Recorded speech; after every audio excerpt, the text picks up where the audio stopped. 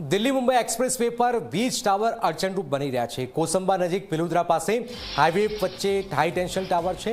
ટાવરના કારણે 5 કિલોમીટર સુધી એક જ લેનમાં હાલમાં ટ્રાફિક છે। કીમ અંકલેશ્વર સેક્શનમાં વન વે ટ્રાફિક કરાયો છે। નેશનલ હાઈવે ઓથોરિટીની સૂચના છતાં જ વીજ ટાવર હટાવાયો નથી।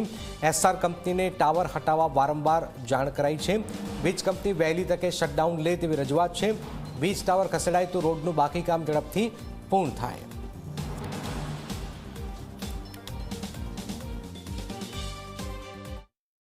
400 kVA की लाइन है और इसमें ये कम से कम 55 फीट हाइट है। इसमें सर क्या प्रॉब्लम आ रही है इसको ये टावर पे लेकर? टावर की प्रॉब्लम सर आप देख ही रहे हैं, ट्रैफिक का बहुत ज़्यादा इश्यूज है और ट्रैफिक काफ़ी हैवी है इसमें। और हमारा अभी काम भी कुछ पेंडिंग था, उसको लेके ये टावर को लेके काफ़ी चीज़ें पेंडिंग पड़ी हुई हैं। तो ये टावर हट जाए तो ये हमारी ट्रैफिक स्मूथ हो जाए।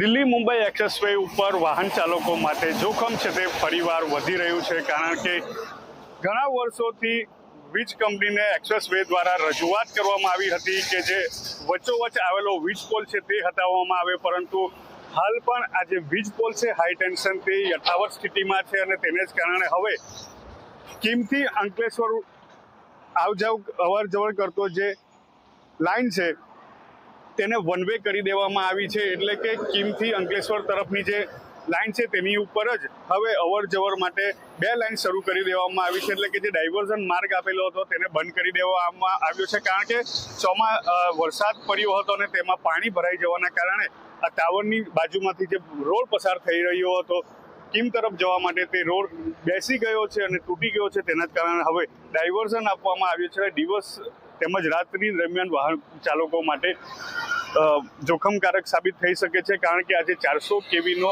એસઆર કંપનીનો વીજ પોલ છે તે હટાવવામાં નથી આવ્યો। એક્સપ્રેસવે દ્વારા અનેક વખત એસઆર કંપનીને રજૂઆત કરવામાં આવી છે, તેમ છતાં શટડાઉન લેવામાં નથી આવ્યું અને તેને જ લઈને હવે આ વાહન ચાલકો માટે વન વે કરી દેવામાં આવ્યો છે।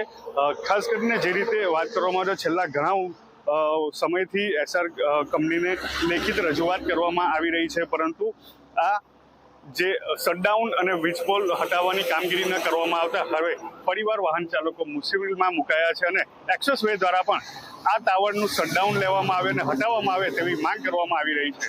Sandeep Vasava, Zee media, expressway, Surat.